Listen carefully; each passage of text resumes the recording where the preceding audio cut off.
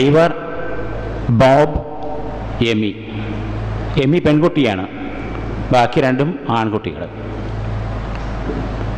ബോബിന് വേണ്ടി അവൾ വാങ്ങിയിരിക്കുന്നത് ഒരു കുതിരയാണ്. ഐവറിന് വേണ്ടി വാങ്ങിയിരിക്കുന്നത് ഒരു വാളാണ്. എമി എന്ന പെൺകുട്ടിക്ക് വേണ്ടി അവൾ വാങ്ങിക്കൊണ്ടുവന്നിരിക്കുന്നത് ഒരു പാവക്കുട്ടിയാണ്. ഈ പാവക്കുട്ടിക്ക് കിടന്നുറങ്ങാൻ ഒരു കളിത്തൊട്ടിൽ. എന്താണ് ഇതും യുദ്ധവുമായുള്ള ബന്ധമെന്ന് ചോദിച്ചാൽ, വളരെ ബാല്യത്തിലെ നാം നമ്മുടെ പെൺകുട്ടികളെയും ആൺകുട്ടികളെയും വളർത്തുന്ന രീതിയിലുള്ള വൈജാത്യം സൂചിപ്പിക്കുകയെ സമ്മാനിക്കുന്നു. അടുത്ത തലമുറയുടേതാണ് കുഞ്ഞിന് കിടന്നുറങ്ങാൻ തൊട്ടിൽ. ഞാൻ പറയാൻ പ്രത്യേകിച്ച് കാര്യം, ഈ ഭൂമി മുഴുവൻ ചിട്ടപ്പെടുത്തിയിരിക്കുന്നത് പുരുഷന്മാർക്ക് വേണ്ടിയാണ്. ദൈവം പോലും ഇത് മുൻകൂട്ടി കണ്ടിരുന്നു. ആദമാണല്ലോ അദ്ദേഹത്തിൻ്റെ ആദ്യത്തെ സൃഷ്ടി, ഹവ്വയല്ല.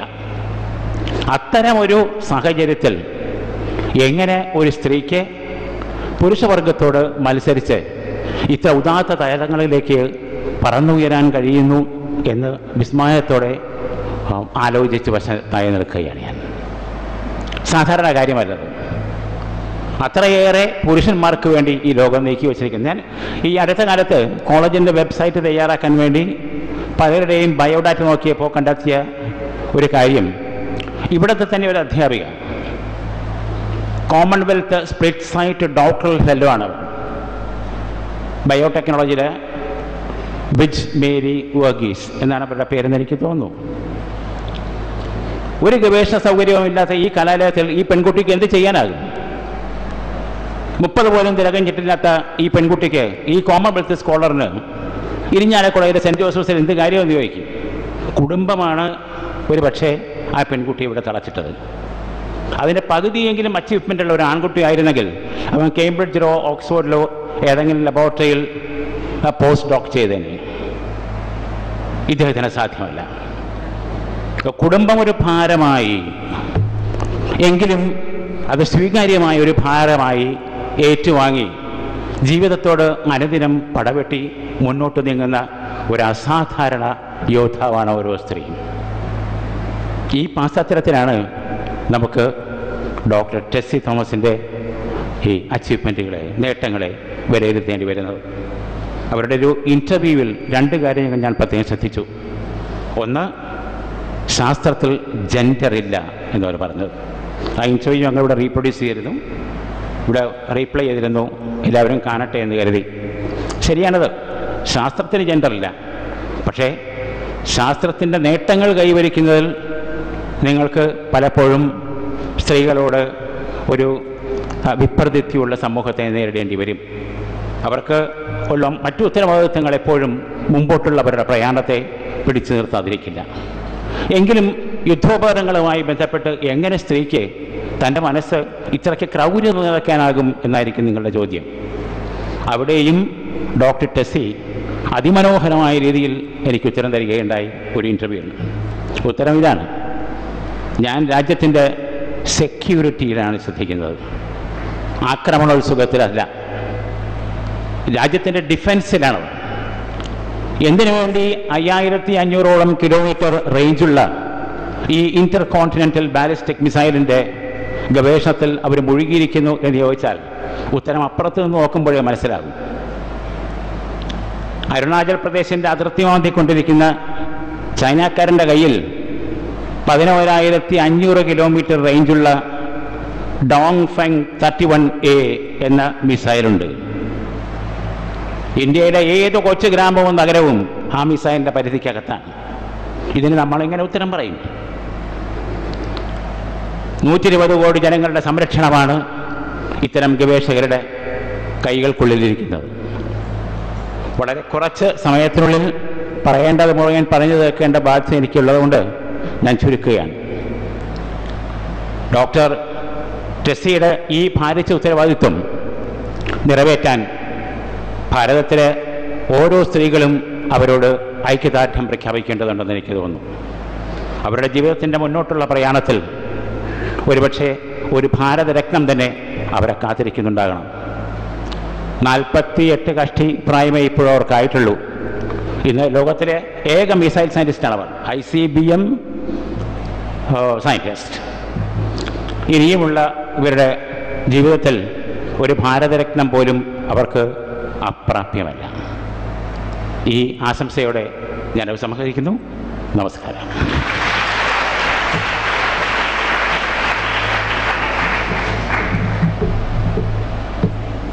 Thank you, sir. It's time for student interaction. Dr. Tessie has to board her flight to Hyderabad by 5. And as such, we are sorry we cannot permit more than 3 questions. Please note that sub-questions and answers given cannot be allowed. Names of the students who have already volunteered with questions will be read out one after the other, and each of them can raise their questions. The first question comes from Ms. Smriti James of 3rd BA Economics.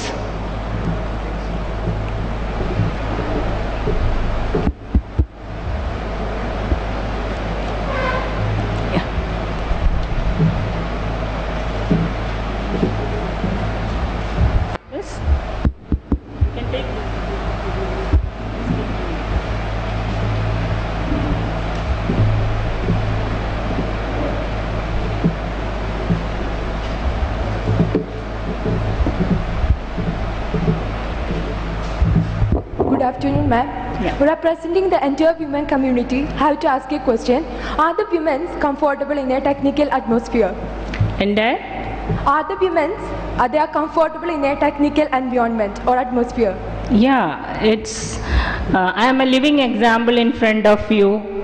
Technology, as said, science doesn't have any gender. You have the knowledge, people will respect you. So first, acquire the knowledge. This is the learning phase, and if you are technically competent, it's technical arguments keeps happening, but finally the knowledge and your experience, what it matters and what it speaks. So one has to accept it. That's the fact of any technology, any development. So keep your mind open to learning, accept and learn from failures, and come out of failures, learn more and more. That is how we become stronger and stronger in knowledge. So everything teaches us very well with respect to what is happening. And not only your book alone reading, there are so many. Today is a world of era of any field you take, economics, management, everywhere new and new techniques, IT, anything to do, you talk, there is a special information, everything is available to you. So learn, and if you speak what, you speak more than what others know, you will be respected. So that's how you have to bring up technology in you. Thank you. Madam, I have a question. Yeah. Madam, how inspiring and encouraging is the defense research environment for a woman? It's very friendly atmosphere, because as I said, science, we within DRDO, I can vouch for the DRDO fraternity, that we have been encouraged. Like Dr. Abdul Kalam, when I joined almost 24 years, he brought in the culture of openness. Whoever knows can come forward and tell their opinion. We have an often open forum of discussion, where there may be 20 years senior scientists who will be talking. Then I'm also allowed, who is as young or a junior scientist is allowed to speak. What is your view? So that is how we nurture the young ones, make them learn. We learn as well as we teach. So research and development is a place where we can learn and prove your worth by doing the test, and then finally realizing the product. It's as comfortable as any other field with respect to science and technology is concerned. Only thing, when you are in the defense field, the commitment level is on the higher side, because what we are working is, I cannot afford to have a mistake in what technology what we make. It's very critical with respect to the weapon systems what we make. Other than weapon systems, there are like LCA vehicle. There are different technologies within our DRDO. That's also scientific field by itself, aircraft design and all other related like NP oil, which works on the ship, and the sonar technology. So it's a vast group of technologies when you talk about research and development. Any field, chemical, mechanical, electrical, electronics, IT, all a combination. A combination of people together work and do the technology. It's not one person. If at all something is happening in missile, I am only at the leading role. Rest of the work is done by my junior scientists and my colleagues.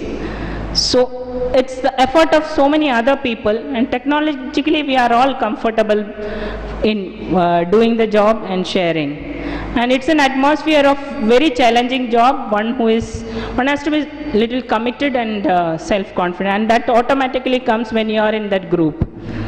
That's it. Good afternoon, ma'am. Yeah. It's indeed a rare honor and privilege for us Josephites to be with you today and to interact with you. Well, ma'am, my question is, how can a woman balance between career and family successfully? Yeah. I think my cooking also they have shown you. I have won many cooking competitions also. Whenever I used to get some time, I go to that ladies club, do such things also. Yes, it's tough for me when I was with my son. My husband was posted away, and I had to manage my son who was in the school and all. When it comes to the 11th, 12th standard, it's a high level of coaching. Unimaginable. Whether the child goes to college or not, coaching is must.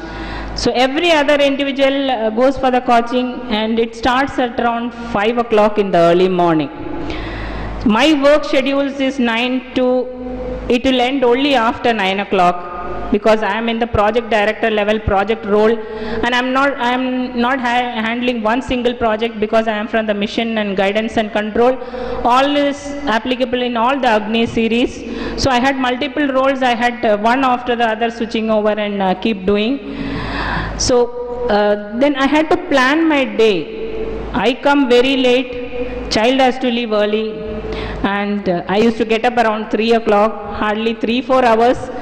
God's grace, I don't know, Almighty has given me the strength to sleep for 3 hours, and then that 3 hours is a excellent sleep I have. Then get up, do my cooking. I used to make dosa and idlis in two different, because breakfast as well as lunch. But by the time he comes 5 o'clock. So then he comes, I had to make, after he goes, I used to make his dinner also, even my dinner also. So the day was like that. And 2 to 3 years I have done like that wonderfully. I don't know myself, because I felt I am only there for my son, no one else. So I had to do that. Then an office commitment as a career woman, as a scientist, as a person who is leading a technology, had to do that part. God has given, and that's what I said, women have the power and capability to do more than the double work. We people won't land up lazy. It is there. So that is how it is possible. And in between we has to go and have some entertainment also, like ladies club also. I still hold the ladies club secretary for more than 10 years. They're not letting me out from that also. So it is up to you how you handle it. Yes, you have to face some difficulties. And my son, even today when we ask also, he says he's proud of his mother. He says that my mother was always with me whenever I needed her. In one of the interview, I was also surprised he answering such way. If you look back, I have, as a mother, I have done all I could for him. And he was also so cooperative and did his job. He went for engineering. In the 11th and 12th, he had scored 99.3 marks, including mind, including the language. I was also surprised. Such was his effort for studies. So that is how, if possible, anybody want to do in his own ways. Yes, we have put him in coaching. and he had done excellently well from his. I don't have any regret that he didn't. Only thing, when our Agni first launch, Agni 3 was happening, he was running 103 temperature, and he didn't call up and tell to me, but he called up and told his father. After 2 days of his temperature, he thought it will go away, but the temperature was building up. He doesn't know. He was not able to get up from the bed. That is the only time I have scolded him, that you will never in your life do such things, such foolish thing, because temperature beyond 103 or 103 is also, it's not good for our human body and the brain. But at that moment he was not knowing what he is undergoing. I called his father. He waited for Saturday to come, because his father also 5 days week, he is in the Indian Navy. So Saturday he can come from Vizag and attend him on Sunday. That is, he has also felt my father also has to work. So that is a thought process as a family he is. If we are all supportive, everything happens. Even all our scientists, now more than 20%, 25% are women scientists. I am sure all their husbands are also supporting them the way it is required in a family, and all of them are having a wonderful life. So there's no, if you have the willpower and the confidence to do it, even in cooking also you can be excellent. Thank you. Thank you, ma'am.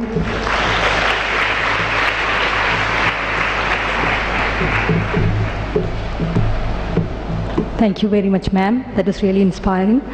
That brings us to an end of the interactive session. Winding up the function comes the vote of thanks, and Dr. Sister Rose Ando, head of the Department of Hindi and the architect of this entire event, proposes the vote of thanks.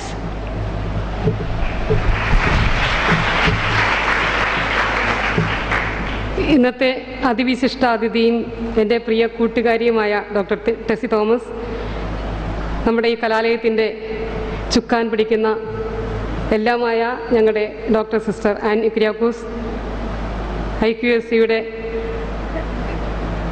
നട്ടലായ professor Nandakumar, reverend father and team, my colleagues, dear students, ഈ കലാലയത്തെ സംബന്ധിച്ചിടത്തോളം ഈ അവസരം അവിസ്മരണീയമാണെങ്കിൽ വ്യക്തിപരമായി ഈ വേദി എന്നെ 30 വർഷത്തോളം പിന്നിലേക്ക് കൊണ്ടുപോവുകയാണ്. ആലപ്പുഴ സെയിൻറ്റ് ജോസഫ്സ് കോളേജിലെ ക്യാമ്പസിൽ പ്രീ ഡിഗ്രി വിദ്യാർത്ഥിനിയായിരുന്ന കാലഘട്ടത്ത് അകലെ നിന്ന് ആരാധനയോടെ ഡോക്ടർ ടെസി തോമസ് എന്ന വിദ്യാർത്ഥിനിയെ നോക്കിക്കണ്ടത് ഞാൻ ഓർക്കുകയാണ്. രാജ്യത്തിൻ്റെ കണ്ണിലുണ്ണിയായി ഒരു നാൾ മാറുമെന്ന് ഉറപ്പു നൽകുന്ന വിദ്യാർത്ഥിനികളിൽ ഒന്നായിരുന്നു അന്നും ടെസി. കലാലയത്തിലെ പ്രകാശ താരങ്ങളിലൊന്ന്, ക്യാമ്പസിൻ്റെ മാതൃക, സഹപാഠികളുടെ നിറദീപം. 3 പതിറ്റാണ്ടുകൾക്കും ശേഷം ഈ മഹാരാജ്യം മുഴുവൻ ആദരിക്കുന്ന വനിതാ താരമായി ഡോക്ടർ ടെസിയെ എതിരേൽക്കുമ്പോൾ ഒരു അത്ഭുതവും സംഭവിച്ചതായി എനിക്ക് തോന്നുന്നില്ല. 17 വയസ്സിൽ തന്നെ ഈ പ്രതിഭാതിളക്കം അവർക്കുണ്ടായിരുന്നു. നമുക്കറിയാം, മഹാത്മാക്കൾ എളിയ ചിന്ത പുലർത്തുന്നുവെന്ന് നാം കേട്ടിട്ടുണ്ട്. എന്നാൽ നാം ഇന്നത് കണ്ടു കഴിഞ്ഞു. മദർ ഇന്ത്യാസ് അഗ്നിപുത്രിക്ക് ഡോക്ടർ ടെസി തോമസിന് നന്ദി പറയുന്നതിന് എന്തുകൊണ്ടും അർഹതയുണ്ടെന്നാണ് എനിക്ക് തോന്നുന്നത്. ഞങ്ങൾ രണ്ടുപേരും ആലപ്പുഴ സെയിൻറ്റ് ജോസഫ്സ് കോളേജിൽ ആലപ്പുഴയിൽ ജനിച്ചു വളർന്നവരാണ്. ഒരേ കലാലയത്തിൽ ഒരേ കാലഘട്ടത്തിൽ സെക്കൻഡ് ലാംഗ്വേജ് ഫസ്റ്റ് ലാംഗ്വേജിനും ഒരേ ക്ലാസ്സിൽ ഇരുന്ന് പഠിച്ചവരാണ്. ജോസഫൈറ്റ്സിൻ്റെ പ്രോഡക്ട്സാണ്. 2 വ്യത്യസ്ത ഡിപ്പാർട്ട്മെൻറ്റുകളിൽ പഠിച്ചുവെന്ന് മാത്രം. ഡോക്ടർ ടെസി ഉയരങ്ങളിലേക്ക് ഒരു മിസൈൽ പോലെ ഉയർന്നു. എല്ലാ ഭാരതീയരോടുമൊപ്പം ഞാനും ഇത് കണ്ട് സന്തോഷിക്കുന്നു. സ്ത്രീ ശാക്തീകരണത്തെക്കുറിച്ച് വാതോരാതെ സംസാരിക്കുന്നത് കൊണ്ടല്ല, മറിച്ച് സ്ത്രീ ശക്തിയാണെന്ന് തൻ്റെ മഹനീയ പ്രവൃത്തിയിലൂടെ, ശാസ്ത്രീയ പഠനത്തിലൂടെ, കഠിനാധ്വാനത്തിലൂടെ, തൻ്റെ ഉന്നത ചിന്തകളിലൂടെ ഡോക്ടർ ടെസി തോമസ് തെളിയിച്ചു കഴിഞ്ഞു, തെളിയിച്ചുകൊണ്ടേയിരിക്കുന്നു. വിദ്യാർത്ഥിനികളായ നിങ്ങളോട് ഈ അവസരത്തിൽ എനിക്ക് അഭ്യർത്ഥിക്കാനുള്ളത് ഒന്നാണ്. ഒരു സാധാരണ കുടുംബത്തിൽ, ഒരു സാധാരണ കോളേജിൽ പഠിച്ച ഈ ഉയർന്ന ശാസ്ത്രജ്ഞ നിങ്ങൾക്ക് പ്രചോദനമാകണം. വാസ്തവത്തിൽ വളരെ തിരക്കേറിയ ഒരു വ്യക്തിയാണെങ്കിലും ഈ വ്യക്തിയെ ഈ കലാലയത്തിലേക്ക് കൊണ്ടുവന്നതിൻ്റെ ഒരേ ഒരു ലക്ഷ്യം ഡോക്ടർ ടെസിയിൽ നിന്ന് നിങ്ങൾ പ്രചോദനം ഉൾക്കൊള്ളും എന്ന് വിചാരിച്ചാണ്. ഇത്രയേറെ ഉയർന്നെങ്കിലും നമുക്കറിയാം, 2 വർഷങ്ങൾക്ക് മുൻപ് മിസൈൽ മാൻ ഡോക്ടർ APJ അബ്ദുൽ കലാം ഈ വേദിയിൽ സന്നിഹിതനായിരുന്നു, നമ്മുടെ പ്രിയങ്കരിയായ പ്രിൻസിപ്പലിൻ്റെ ഗുരു. ഇന്ന് 2 വർഷങ്ങൾക്ക് ശേഷം ഇന്ന് ഈ വേദിയിൽ ഇന്ത്യയുടെ മിസൈൽ വുമൺ ഇവിടെ സന്നിഹിതയായിരിക്കുന്നു. സന്തോഷമുണ്ട് അതെൻ്റെ കൂട്ടുകാരി ആണ് എന്ന് പറയുന്നതിൽ. പക്ഷേ ഈ വലിപ്പമൊന്നും തനിക്കുണ്ടെന്ന് ഡോക്ടർ ടെസി തൻ്റെ ജീവിതത്തിൽ തൻ്റെ സാഹചര്യങ്ങളിൽ ഭാവിക്കാറില്ല. ഒരു സാധാരണ സ്ത്രീയോട് സംസാരിക്കുന്ന പ്രതീതിയാണ് എനിക്ക് എന്നും തോന്നിയിട്ടുള്ളത്. ഈ ലാളിത്യത്തിന് മഹത്വമെന്ന് നമുക്ക് വേണമെങ്കിൽ പറയാം. തനിക്ക് ചുറ്റും വൻ കവചം തീർത്ത് അതിനകത്ത് വിരാജിക്കുന്ന ഒരു ദേവതയൊന്നുമല്ല ഡോക്ടർ ടെസി ഇവിടെ എത്തി. പറഞ്ഞ അനുസരിച്ച് നമ്മുടെ പോർട്ടിക്കോയിൽ നിന്ന് ഗേറ്റിനവിടേക്ക് പോയി വരാൻ വളരെ ലളിതമായ മനോഭാവത്തോടെ പ്രിൻസിപ്പൽ പറഞ്ഞപ്പോൾ ചെയ്യാനും ഒക്കെ ഡോക്ടർ ടെസി വലിയ മനോഭാവം കാണിച്ചു. തൻ്റെ സന്ദർശനം കൊണ്ട് ഈ കലാലയത്തിൻ്റെ ചരിത്രത്തിൽ ഒരു പുതിയ അധ്യായം എഴുതപ്പെട്ടിരിക്കുകയാണ്. വ്യക്തിപരമായ തൻ്റെ ബുദ്ധിയും മിടുക്കും പ്രാപ്തിയും കൊണ്ട് ഒരു മഹാരാജ്യത്തിൻ്റെ സുരക്ഷയ്ക്ക് സംഭാവന നൽകിയ മറ്റൊരു വനിതയെ നമുക്കിന്ന് ചൂണ്ടിക്കാണിക്കാനാവില്ല. എങ്കിലും നമ്മുടെ എളിയ ക്ഷണം സ്വീകരിച്ച് ഇവിടെ കടന്നെത്തി ചോദിച്ചതിനൊക്കെ വളരെ വ്യക്തമായ മറുപടി നൽകി പ്രതീക്ഷയുടെ നാമ്പുകൾ ഞങ്ങളുടെ വിദ്യാർത്ഥിനികളിൽ വിടർത്തി ഇന്ന് ഡോക്ടർ ടെസി നമ്മോട് വിടവാങ്ങുകയായി. എൻ്റെ സതീർത്ഥയ്ക്ക്, ഭാരതത്തിൻ്റെ അഗ്നിശൃംഖലയുടെ മേധാവിക്ക് ഹിച്ച് ഞങ്ങളുടെ ഇരിങ്ങാലക്കുട ജോസഫൈറ്റ്സ്, ആലപ്പുഴ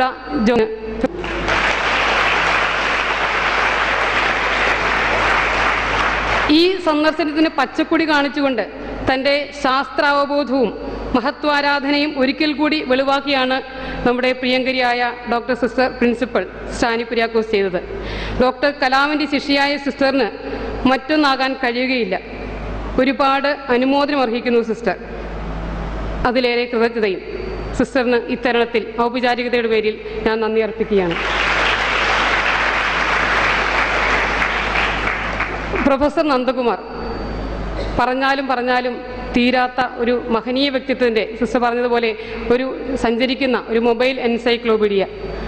ഏത് വിഷയത്തിനെക്കുറിച്ചും അവഗാഹമായ പാണ്ഡിത്യമുള്ള ഒരു മനുഷ്യൻ. ഇന്ന് ഈ ഡോക്ടർ ടെസി നമ്മുടെ ഈ വേദിയിൽ എത്തിയിരിക്കുന്നതിന് പിറകിൽ പ്രവർത്തിച്ചത് പ്രൊഫസർ നന്ദകുമാർ തന്നെയാണ്. 2 മാസങ്ങൾക്ക് മുൻപ് തൻ്റെ വീട്ടിൽ അമ്മയെ സന്ദർശിക്കാനെത്തിയ വിവരം എങ്ങനെയോ മണത്തെറിഞ്ഞ് പ്രൊഫസർ നന്ദകുമാർ എന്നോട് പറഞ്ഞു, സിസ്റ്ററെ ആളെവിടെ എത്തിയിട്ടുണ്ട്. ഉടനെ തന്നെ ഞാൻ എൻ്റെ ബ്രദറിനെ, ആലപ്പുഴയിൽ എൻ്റെ ബ്രദറിനെ കോൺടാക്ട് ചെയ്തു. ബ്രദർ മൊബൈൽ നമ്പർ കളക്ട് ചെയ്തു. മാഡത്തിനോട് വിളിച്ചു ചോദിച്ചു, ഇങ്ങനെ വിളിക്കാൻ ആഗ്രഹിക്കുന്നുണ്ട്, നമ്പർ കൊടുക്കട്ടെ. വളരെ ഔദാര്യപൂർവ്വം അത് സമ്മതിക്കുകയും ചെയ്തു. അങ്ങനെയാണ് ഡോക്ടർ ടെസി ഇന്നിവിടെ എത്തിയിരിക്കുന്നത്. ഇതിന് പുറകിൽ പ്രവർത്തിച്ച പ്രൊഫസർ നന്ദകുമാറിന് എൻ്റെ ഹൃദയംഗമായ നന്ദി അറിയിക്കുന്നു. ഇന്നിവിടെ മീഡിയ, ഫാദറിൻ്റെ നേതൃത്വത്തിലുള്ള ടീം, സഹപ്രവർത്തകർ, നൂറുകണക്കിന് വിദ്യാർത്ഥിനികൾ, വൈസ് പ്രിൻസിപ്പൽ ഇന്ന് പ്രത്യേക സാഹചര്യം കൊണ്ട് ഇവിടെ നിന്ന് വരാനെത്തി പറ്റിയിട്ടില്ല, പിന്നെ IQSC, ഇവരൊക്കെ ഈ എൻ്റെ വിജയത്തിന് സംഭാവന നൽകിയവരാണ്.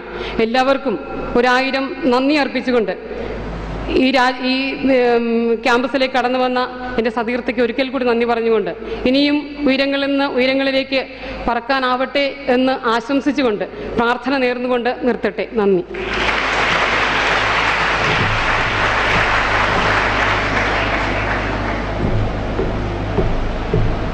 Thank you, sister. Kindly stand for the national anthem.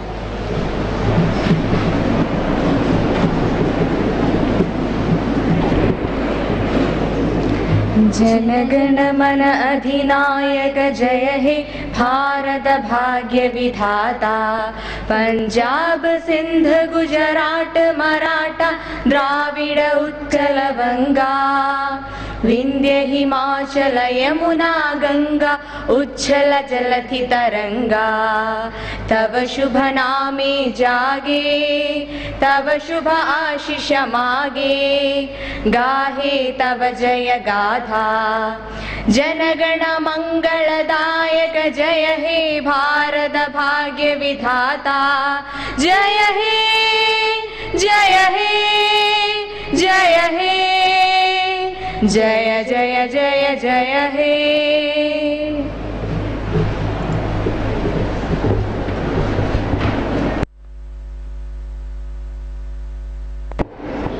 Dear members of the faculty, staff and my dear students, next working day we will follow 4th day's timetable. Means today's timetable will be repeated on the next working day. Thank you.